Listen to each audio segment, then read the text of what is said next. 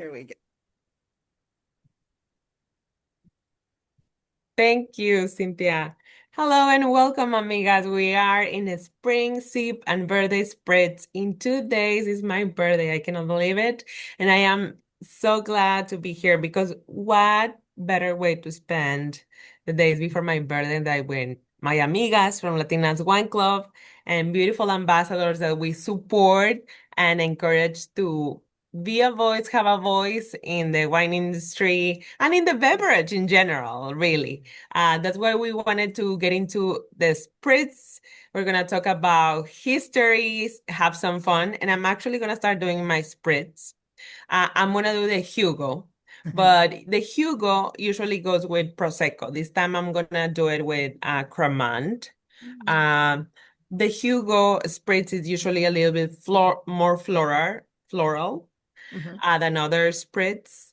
Uh, but I like it more a little bit more on the drier side. So there's always a trick when we are prepping a spritz, and it's a 3-2-1 ratio, right? So 3 parts of your sparkling wine. In this case, for the original recipe of the Hugo is the Prosecco. Again, I say I'm gonna use the cremant. So 3 parts. So bear with me as I pour my tiny sizes. 1, 2, and 3. So you're gonna see my glass now. Ooh, it already looks very cute. Oh, fancy. And then So fancy. yeah, fancy. Yay. You're gonna have to show me your sprays if you have any. Um then we're gonna go with the elderflower liquor, which I love, the Saint Germain. And Mhm. then for this one, it's gonna be 2 parts, right? Remember the rule 3-2-1. So 2-1, and then there's 2. Remember, I'm not a mixologist. We are just aficionados here of spritz. So ideally, you have to, prep in another glass and then mix and everything. But here we're just aficionados. So please don't judge me. Share the joy um with me about making a spritz and having some fun. So, and then one part of the sparkling water. So here, and I'm using the same measure, so that has to be consistent, of course. Mhm. Uh, cute. Of course, you can garnish. But for this time, I'm gonna skip that garnish. Ooh, trying to make it. You can, Wow. mix a little bit, of course. Again, it's better if you do it in a separate glass and then you pour in your real glass. But ladies, salud. This is the Hugo. Cheers. Cheers. Salud. Cheers for Salud. spritz. Mm. Oh my God, it's amazing. So I think spritz is a great way to start an evening, to socialize. I am in the East Coast in New York. And really, I am looking forward to spring. Right now, we have had beautiful days here after the worst winter that I have had in the East Coast. So really, the best way to inaugurate this like warm weather season, the spring and all that, is have a spritz. If you have friends that they don't like wine, give them a spritz. There's also many options. It doesn't have to be alcoholic. I'm gonna show you Yeah. here the Mioneto Aperitivo. They have a 100% natural flavors. And you can enjoy the Venetian spritz without minus the alcohol. So it's a good option if you have a pregnant friend or something. Get them into spritz. It's a good way to start into the cocktail and wine celebrations. So Mhm. Well, Well, that's Martha, the intro, Cynthia. Martha, speaking of celebrations, what a Uh-huh. great opportunity to come together. I cannot think of a better way to celebrate spring, to celebrate you. Another trip around the sun. So, congratulations. It's coming up, and the Spritz is just so festive. And so, when you had first, we were talking about the class, when you mentioned Spritz, I thought, oh my gosh, I forgot how good and how easy the Spritz are to come together. You made one drink for us, and we can easily make more or less. So thank you for sharing that with us and getting us started with our Spritz. So we're going to jump right into our presentation. Are you ready? Yes, please We go Thank are ahead. you. ready. All right.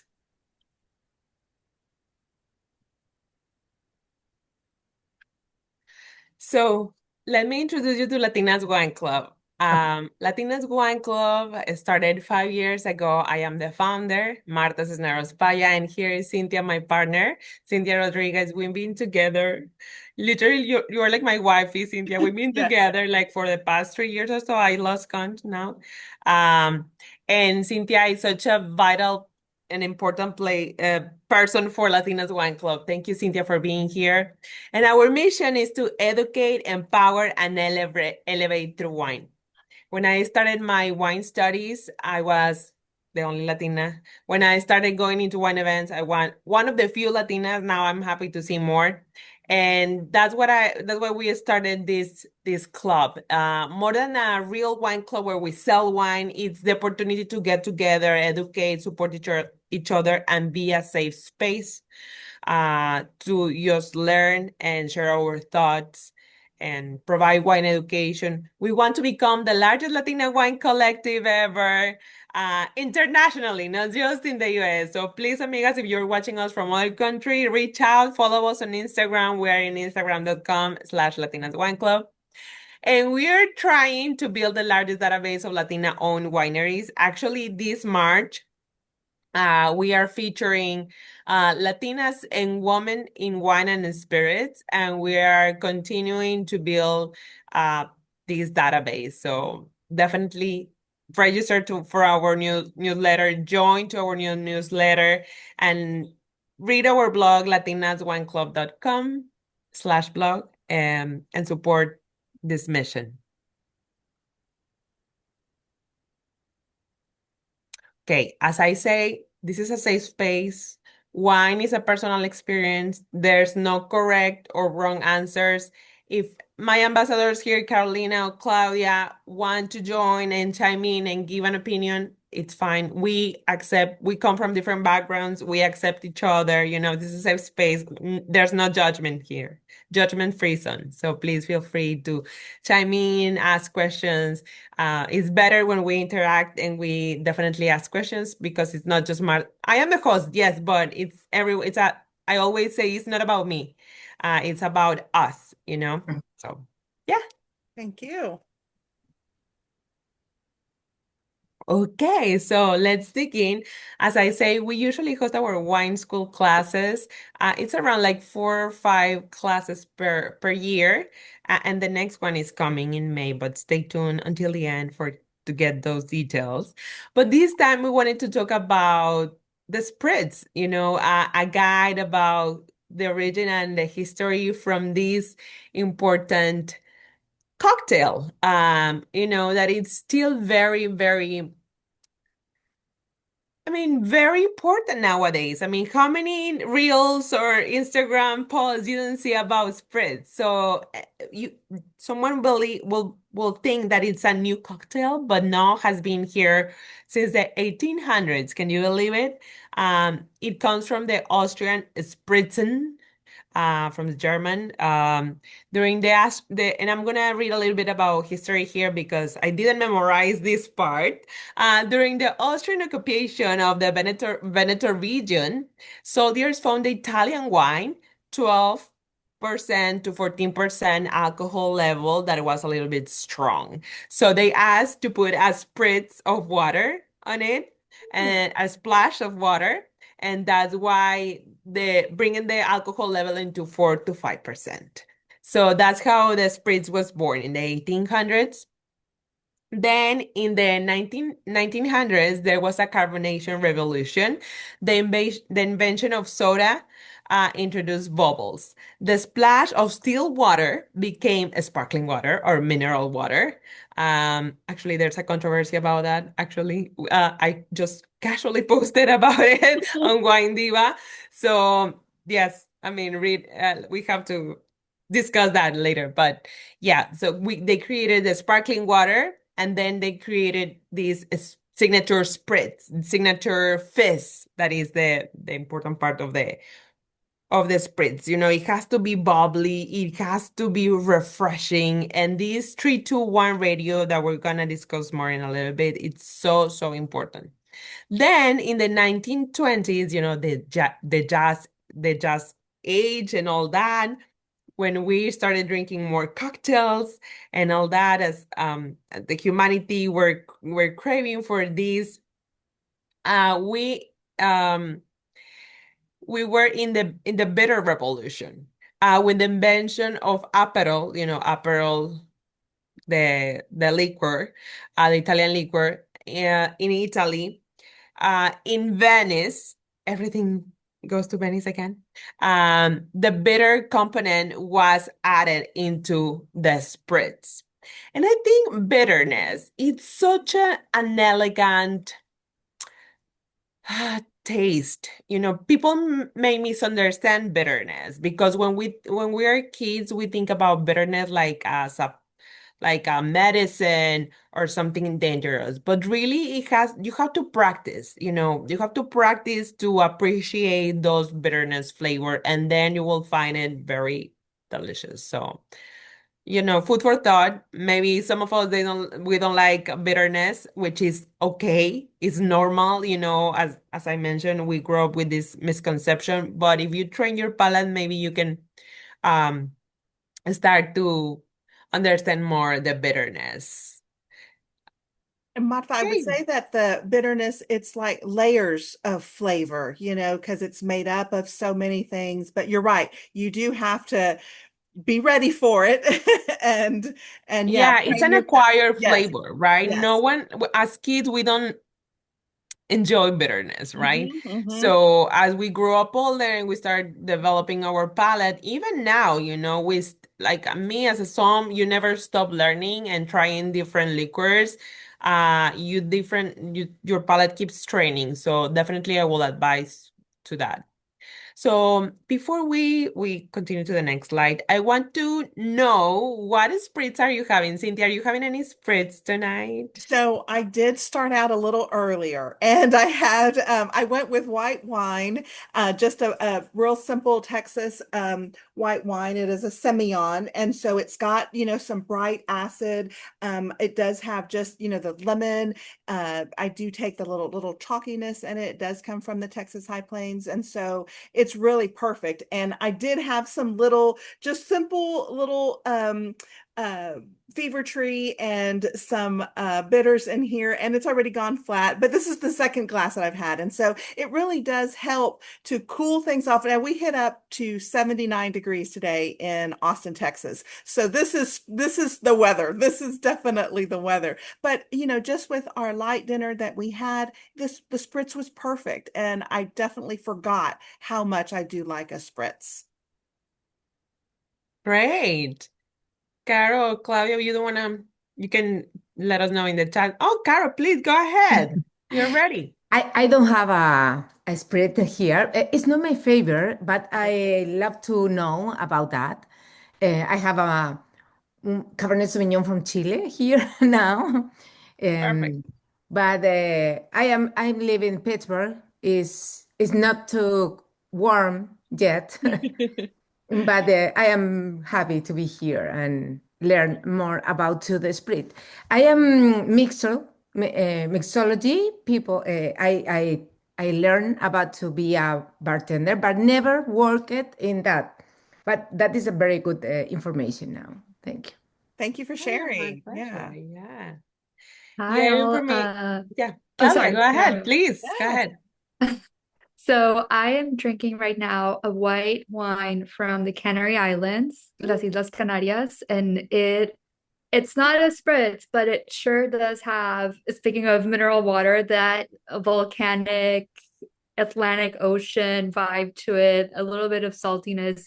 Color is incredible. I'm not sure if it's Wow. like if you're able to see it. Yeah, and it just like it's spring kind of wine. It's 68 out here in California. It was super refreshing. I went to my favorite wine shop that I already gave a little shout out in my intro post, and I'm like gonna meet with some friends, and I need something to just like get together with friends. And he gave me this, and like that's the perfect kind of wine. And for the spritz, I've also just like started to introduce myself into that world. My favorite cocktail in the whole world is the French 75. So it might kind of like be on those lines just because that gin bitterness. But then also like the, you know, the zestiness of the lime, and then, you know, the bubbly. Sometimes people I think use prosecco or champagne. I might be also butchering the right ingredients for this. So hopefully that like the gin leads me to be more acquainted, more like comfortable with the bitterness, because that's my favorite cocktail of the moment. Yeah, I have to say, I love French 75. And even though that's not technically a spritz, it's just as an amazing as an spritz. So, yeah, I mean, I actually was thinking about doing that, but then I was like, I realized that it's not a spritz, but it's an amazing cocktail. And I think we have to think about, our as an educator, I am always interested in bringing more people into the table, right?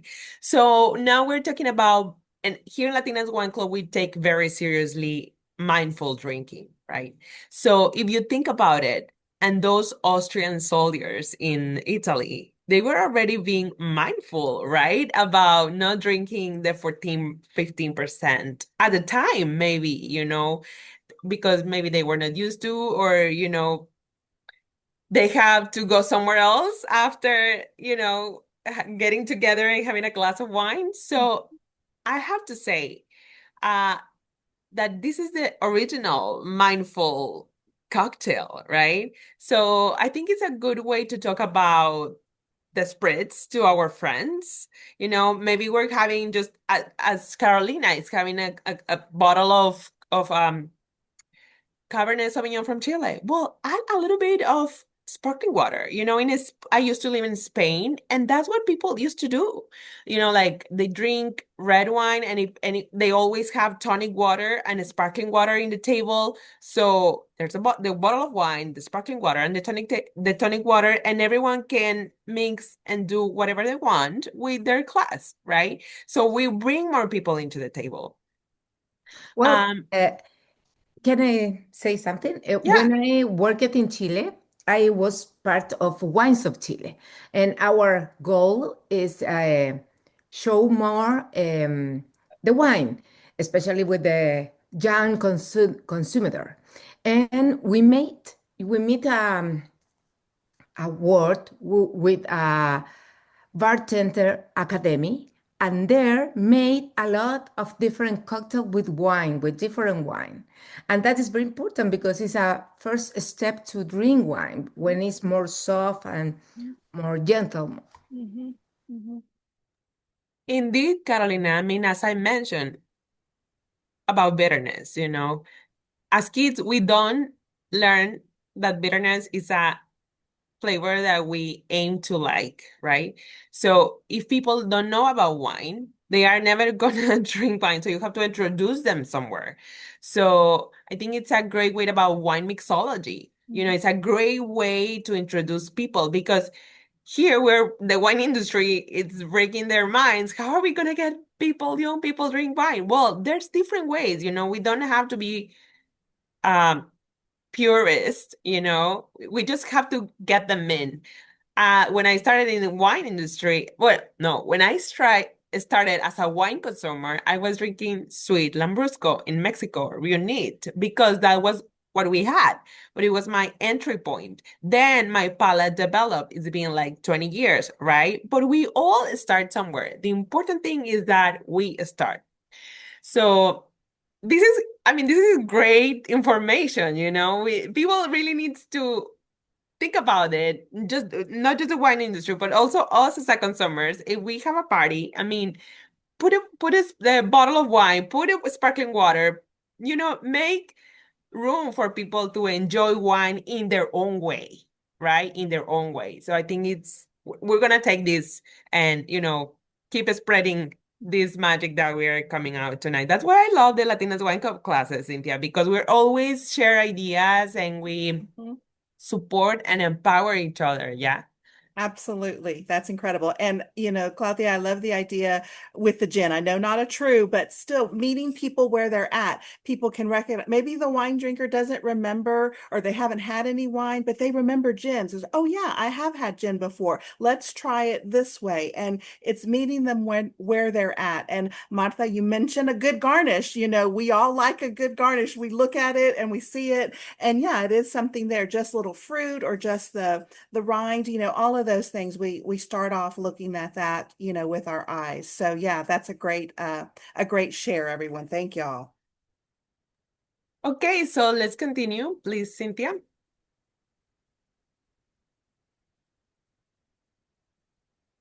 Oops, Too fast. there we go. Okay.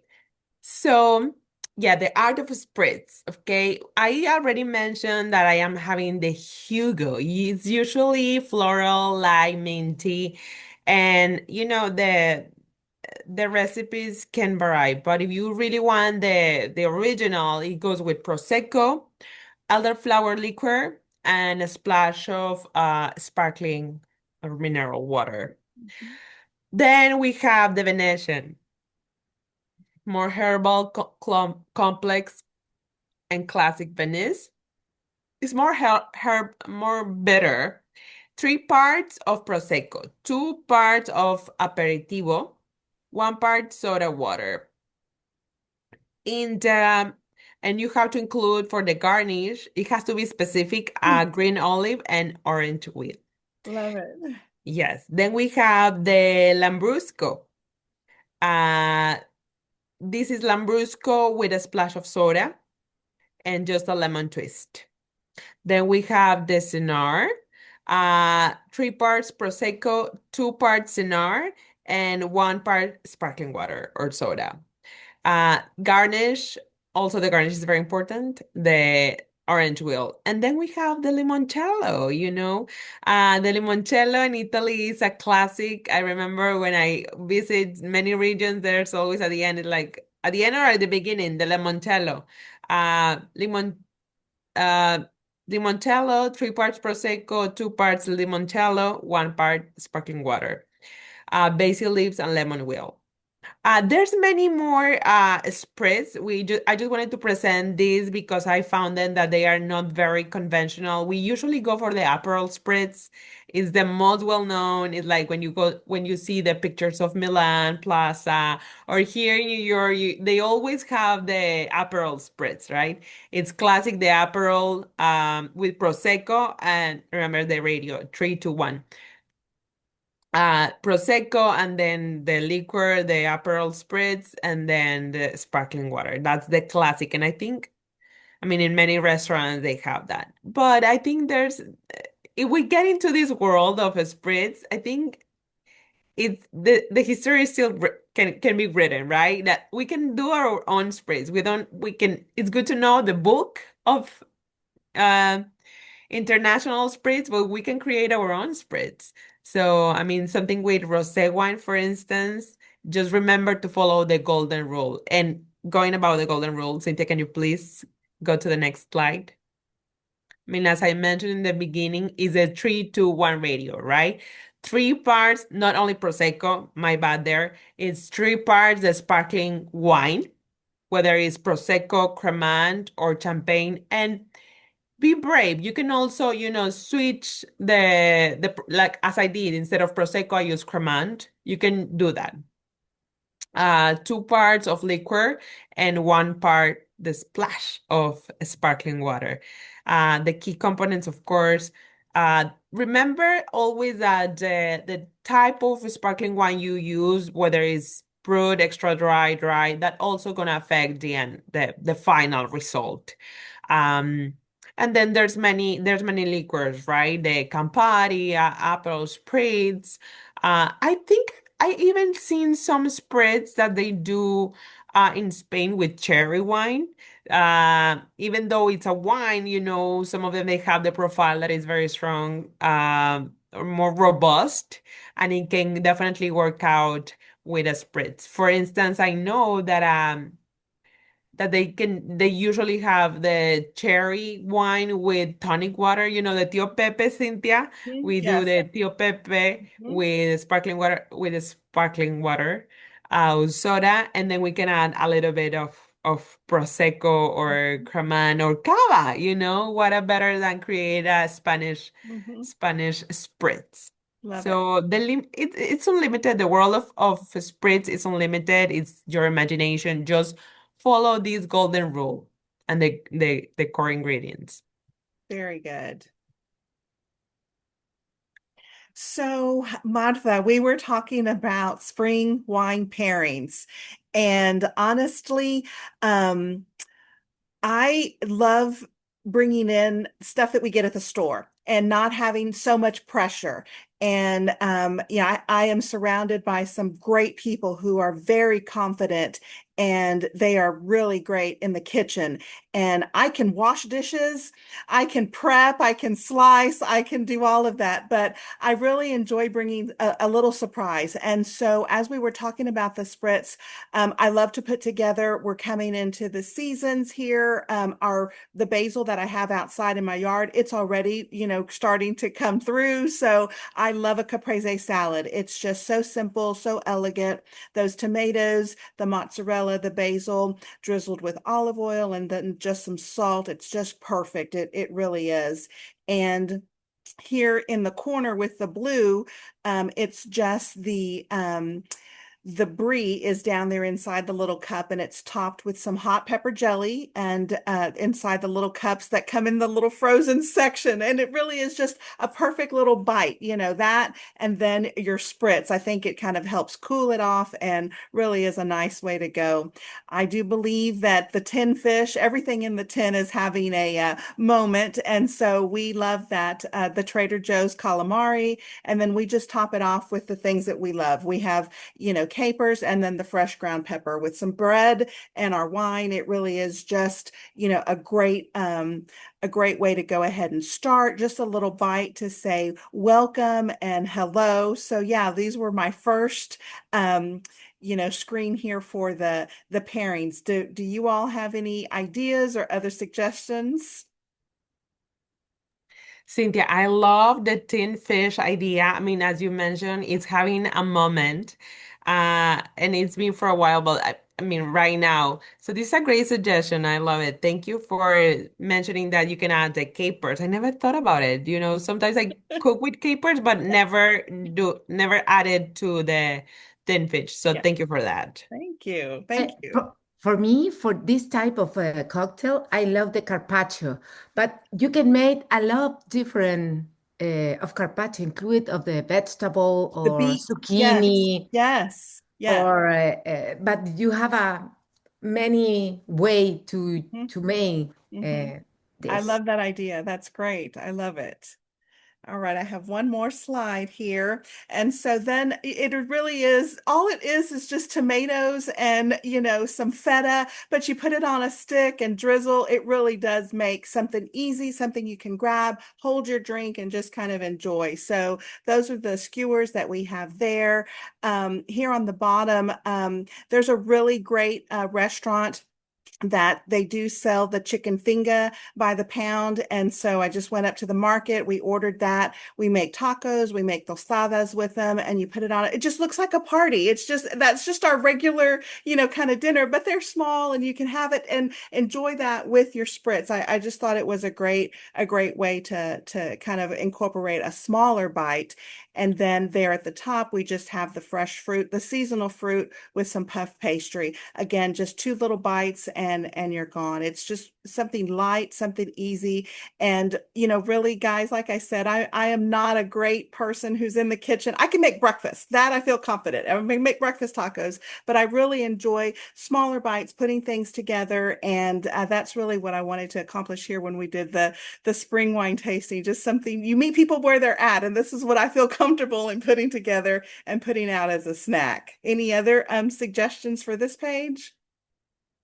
I just wanted to mention, I think it's interesting you're also bringing in different textures. So like the crunchiness, I'm seeing is that like tacos or tostadas? Tostadas, yes. Tostadas. Mhm. So just like also thinking, we're already bringing in the bubbles with the Yes. frizziness or frisson in it. So it's fun to also think of textures. Nice. Thank you. Thank you. All right, Martha, looks like we got homework. Yes, we do. We always have homework in Latinas Wine Club. We work so hard tasting all these wines and making all these pairings. Oh my God, I'm just gonna give you more of that homework. So please make a spritz and give me a gift. Tag us on Instagram at Latinas Wine Club. I want to see your spritz. I want you to see your pairings. Be creative, we really love to see and post you and share with all our amigas and create a vibe. That's what we're all about. So please do it. Love it. Any questions, amigas? Caro, Claudia, suggestions, This is my thoughts? first time. I was too busy, and all this time I living here in US 3 years ago. My English is not the best. I started to learn to talk in English when I arrived, but it's part of our charm for us. But I will make the cocktail and I tag you in the next week. I love it. Okay, so next events for our amigas here, our ambassadors presents, and for those watching us in YouTube, please join us. In May 6th, we have our next class. Cynthia is leading this class. I am so excited. Texas and Spain wines. There's a lot of hidden history there, Cynthia, that we have to know and learn about. And Texas wine are also having a moment, so please come and join us.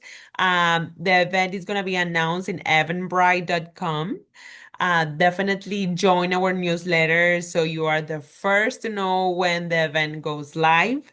You can also follow us on Eventbrite, follow us on Instagram.com/Latinas Wine Club. So you can get all the notifications when the event goes live. It's gonna be fun, Cynthia. You bring so much to the table with Texas Wine. You are a board member of Texas Fine Wine. You are living there close to the Texas wine country, and you bring so much passion. So definitely looking forward to that class. I am too. And like you said, the close ties with Spain, there are lots of great history there. And I love history. I love to talk about history. And so I try not to get too much history. My kids are like, okay, Mom, that's enough. But no, I definitely love to share.